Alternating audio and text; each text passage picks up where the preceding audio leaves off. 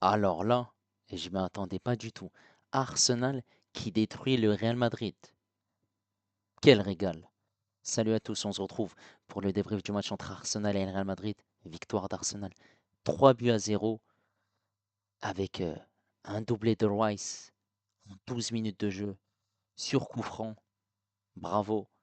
Merino qui marque ce troisième but à la 75e minute de jeu. Merci aux personnes qui étaient présentes avec moi en live. Pour suivre ce match, n'hésitez pas à liker et à vous abonner si vous êtes nouveau. On est parti pour les statistiques de cette rencontre qui sont en faveur de cette équipe d'Arsenal. 12 tirs, 11 tirs cadrés, 3 buts. Pour cette équipe du Real Madrid, c'est 9 tirs, 3 petits tirs cadrés, aucun but. Possession à l'avantage des Gunners, très légèrement, à 54%, 46 pour le Real Madrid, 490 passes pour Arsenal, 435 pour le Real Madrid. Précision de passe à 89% pour Arsenal, 86 pour le Real Madrid, 8 fautes pour les Gunners, 9 pour le Real Madrid, un carton jaune obtenu par Arsenal. Il y a eu aussi un carton jaune obtenu par Camavinga.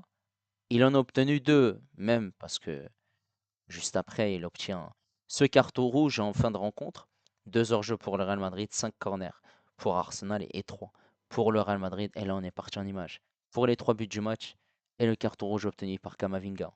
Cette équipe d'Arsenal qui a joué en 4-3-3 avec Raya, Timber, Saliba, Kiwior, Lewis Kelly, Gabriel qui n'est pas là malheureusement fin de saison. Au milieu de terrain, on avait Rice et Thomas Partey. Odegaard qui était en 10, il pouvait être voilà, en 4-3-3 ou en 4-2-3-1, ça dépendait en fonction du rythme du match. Et en attaque, Martinez à gauche, Saka à droite. Et c'est Merino, milieu de terrain, qui était en faux numéro 9, puisqu'il est présent dans cette position lors des derniers matchs d'Arsenal. Pour cette équipe du Real Madrid, c'est un 4-3-3, c'est pas un 4-4-2, avec Courtois. On a Valverde à droite, Alaba à gauche, cette charnière centrale Rudiger Asensio. Un milieu composé de Camavinga en 6 avec Bellingham et Modric. Et en attaque Vinicius à gauche, Rodrigo à droite et Mbappé en numéro 9. Cette équipe d'Arsenal va obtenir un coup franc à la 56e minute de jeu. Une faute sur Bukayo Saka. Il me semble que c'est Alaba qui fait la faute. Coup franc qui va être tiré par Declan Rice. Le regard, la vision. Et forcément, c'est une distance de 26 mètres, parfaitement bien tirée.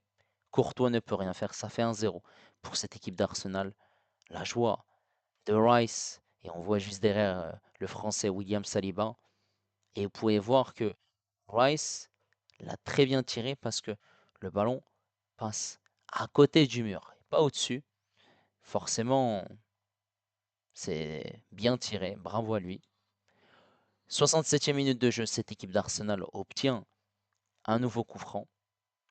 Et forcément, c'est une faute de Camavinga. Je crois que c'est sur Bukayo Saka une nouvelle fois. Camavinga qui va obtenir sur cette action de jeu un carton jaune. Ensuite, franc qui va être tiré par Rice. Il y a aussi Odegaard qui est à ses côtés. Et Rice qui a une nouvelle fois le regard toujours. Et il le tire voilà, magnifiquement. Bravo. Une nouvelle fois, ça fait 2-0 pour cette équipe d'Arsenal. La joie de Declan Rice envers le public d'Arsenal.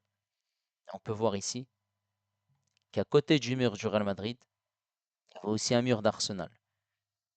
Forcément, eh ben, au moment où il tire, ces 3 joueurs d'Arsenal partent et ils le tirent sur cette direction. Donc en fait, le mur du Real Madrid l'a servi strictement à rien du tout. Voilà. 74e minute de jeu. Merino, qui est au milieu de terrain, dans le rond central, il est venu décrocher, il est servi. Il va ensuite servir Rice. Rice qui va accélérer avant de servir sur le côté gauche Trossard. Le contrôle passe pour Lewis Skelly. Et on voit ici que Merino, qui était juste avant dans le rond central, qui demande le ballon. Il est servi. Frappe direct de Merino qui marque, qui surprend Thibaut Courtois. Ça fait 3-0. Cette équipe d'Arsenal qui a été fantastique, clairement. Et on voit sur cette action de jeu que Rudiger et Camavinga sont très loin pour défendre sur Merino. Voilà, il n'y a rien à dire. La joie des Gunners, Mbappé qui a la tête vers le ciel et qui se pose la question, quel est le problème? C'est très très compliqué, hein. Et à la 93e minute de jeu, il y aura une faute de Vasquez sur un Gunners, Camavinga qui tire sur le ballon. Il avait déjà un carton jaune. Ça mérite un deuxième carton jaune, carton rouge. De toute façon, il était déjà suspendu, hein, après son premier carton jaune. Et forcément, cette équipe du Real Madrid va être réduite à 10 pour ces dernières minutes. Forcément, on a assisté à une très très belle deuxième mi-temps de la part des Gunners qui prend une option pour la qualification en demi-finale de la Ligue des Champions. Alors, en première mi-temps, on a assisté, voilà, à des occasions de la part d'Arsenal, des occasions de la part du Real Madrid. Voilà, il y a eu plusieurs tentatives, hein, quand même de la part des Gunners où Thibaut Courtois il a dû faire des arrêts. Cette équipe du Real Madrid a eu des occasions sans forcément être tranchantes et déterminantes pour mettre en difficulté Raya notamment.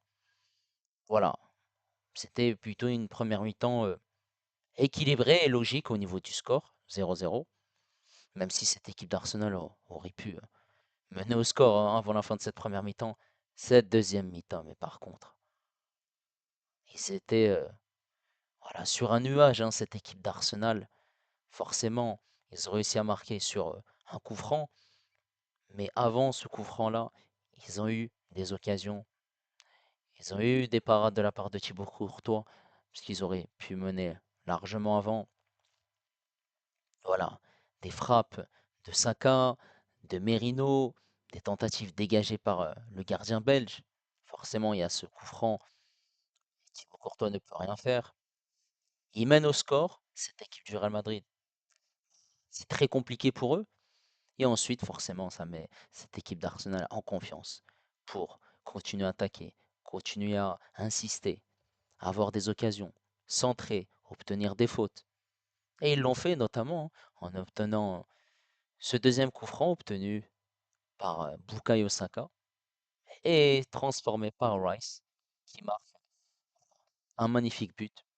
Il n'y a rien à dire. Et ensuite, cette équipe, bah, elle a continué à insister, pas relâcher malgré cet avantage au score. Ils étaient à domicile. Généralement, quand on a deux buts, on peut avoir forcément un relâchement. En plus de ça, Arsenal a essayé de marquer dans le jeu. Ils n'ont pas réussi à le faire parce que c'était compliqué. Dans un premier temps, ils ont réussi à marquer un sur coup de pied arrêté, mais finalement, ils ont réussi à marquer dans le jeu grâce à Merino. Voilà, sur cette très belle action, et c'est Merino qui, au départ de l'action et à la conclusion, forcément, cette équipe du Real Madrid a fait une deuxième mi-temps catastrophique. Il n'y a pas eu grand-chose, mis à part quelques dribbles. Voilà, il y a eu quelques actions, entre autres, de la part des Madrilènes, mais ça reste malgré tout insuffisant pour venir à bout de cette équipe d'Arsenal qui a été au-dessus aujourd'hui, clairement. Voilà. Que ça soit défensivement ou même offensivement, parce qu'ils ont encaissé 0 but, hein, c'est un clean sheet. Et forcément, voilà. Pour couronner le tout, cette équipe du Real Madrid qui prend un carton rouge par Camavinga, ce qui est totalement mérité. En plus de ça, voilà, Rice, il a parlé, hein, par rapport à son doublé sur coup franc en 12 minutes de jeu. Et d'ailleurs, c'est la première fois qu'un joueur met un doublé sur coup franc en phase éliminatoire en Ligue des Champions. Il a dit à la fin du match que le premier, c'était une question de feeling, et le deuxième, c'est la confiance. Bravo à lui, parce que voilà, la prestation qu'il fait aujourd'hui, elle est incroyable. Que ce soit dans l'intensité de jeu, dans les dribbles, dans le rythme, dans l'envie. En plus de ça, c'est ses deux premiers buts sur coup franc dans sa carrière. Donc bravo à lui. Voilà, ils ont été au top, hein, ces Gunners, que ce soit Raya qui n'a pas encaissé de but, qui a eu quelques tirs à faire, à sauver plutôt, hein, de par ses occasions du Real Madrid, surtout en première mi-temps. Cette défense, Timber qui fait un match costaud, il a été solide. Voilà, ça a été pertinent de sa part. Cette défense centrale, voilà, ils ont été bons dans les duels, dans l'agressivité, dans l'engagement et l'envie vers l'avant. Ils ont été au top. Rien n'est passé. Même dans la verticalité, ils ont su, voilà, mettre les ingrédients qu'il faut pour déstabiliser cette attaque madrilène. Lewis Kelly, passeur décisif pour le troisième but. Bravo, à 18 ans et demi. Quelle performance exceptionnelle. Il a été fabuleux. Et en plus de ça, voilà, on a Partey qui a été complémentaire avec Rice pour mettre l'agressivité, l'impact, gêner cette équipe du Real Madrid dans cette bataille du milieu de terrain. Bravo. En attaque, Merino qui marque un magnifique but. Il est au départ et à la conclusion. Il est là aussi pour participer au jeu, jouer en point d'appui. Forcément, quand tu es en faux numéro 9, bah, tu te balades beaucoup en tant qu'électron libre. Voilà, il a été phénoménal. Haute garde.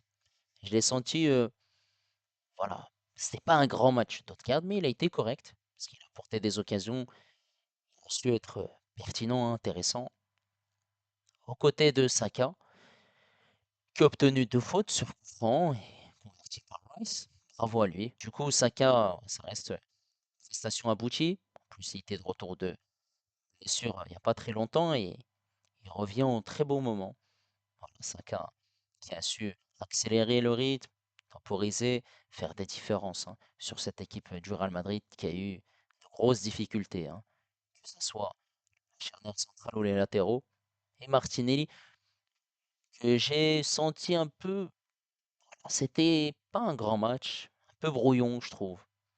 Même si en première mi-temps, il a su quand même accélérer le rythme, centrer, faire des passes en retrait, avoir des occasions.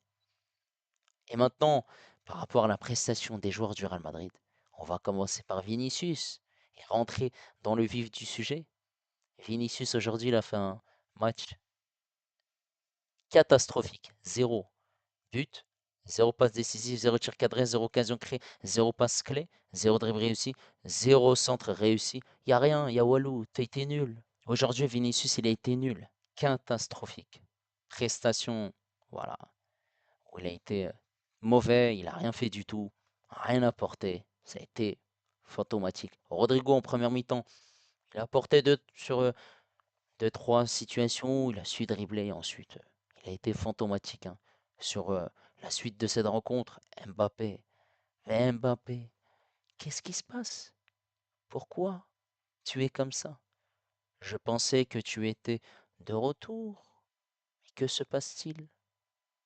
Ah, Mbappé, toi qui voulais cette demi-finale, tu perds contre Arsenal 3-0.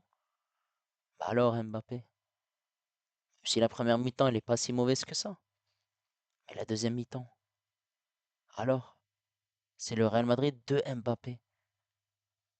Et aujourd'hui tu n'as rien fait du tout, rien.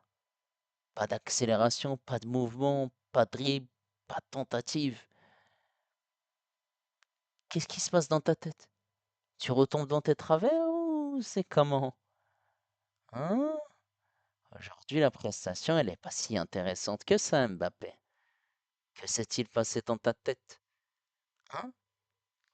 Les connexions entre Vinicius, Rodrigo et toi n'a pas fonctionné.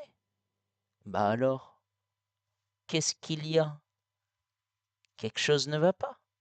Aïe, aïe, aïe, aïe, aïe, aïe, aïe. Faut se remettre en question, hein. Alors, ce milieu de terrain, Camavinga a été pertinent, en première mi-temps surtout, où il a eu des récupérations, il a su mettre l'impact physique, l'agressivité, être aussi pertinent dans l'impact, et l'envie, récupération, et jouer vers l'avant. Par contre, la deuxième mi-temps, il fait faute, il concède ce coup franc, premier carton jaune ensuite. Il prend deuxième jaune synonyme de rouge. Deuxième mi-temps, il est passé à côté de son match, hein, clairement. Bellingham, il y a une passe magnifique pour Mbappé. Mais bon, mis à part ça, Je l'ai pas senti dans son match. Aucune pacte, aucune envie vers l'avant. Ça a été négatif total aujourd'hui. Modric, pas eu grand-chose. C'était plat, tout simplement. Pour toi, avant de venir à cette défense du Real Madrid, il a fait son match, Courtois. Courtois, il a fait son match, même s'il encaisse 3 buts. Bon, les deux coups francs, il peut rien faire. Le troisième but, c'est pas de sa faute. Mais forcément, s'il n'aurait pas fait toutes ces parades, eh ben, le score aurait été plus large. Déjà, tu perds 3-0, c'est une humiliation. Alors, si le score aurait été de 4, voire de 5, ça aurait été un cauchemar, là. Cette défense maintenant, elle n'a pas été au rendez-vous, hein, quand tu m'as là-bas, arrière gauche, sachant que ça fait un petit moment qu'il n'a pas joué sur ce poste-là. Il a été baladé, voilà, dribblé dans tous les sens du terme, totalement à l'ouest, notre cher ami autrichien. Vraiment un match à oublier. Valverde, aujourd'hui, on l'a pas reconnu, hein. Aujourd'hui, c'était son cousin ou son frère jumeau. Qu'est-ce qui s'est passé? Je comprends pas. Y a quoi? C'est parce que c'était Arsenal en face. Donc aujourd'hui, t'as pas su être pertinent. Non, Valverde, il était cataclysmique.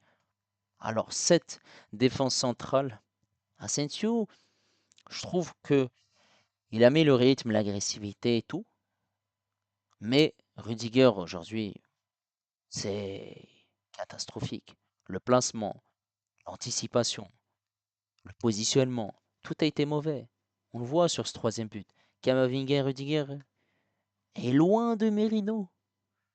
Non, il n'y a rien qui va, hein, pour cette équipe du Real Madrid. Pourtant, cette équipe, même à 3-0, ils jouent leur match retour à domicile au Santiago Bernabéu.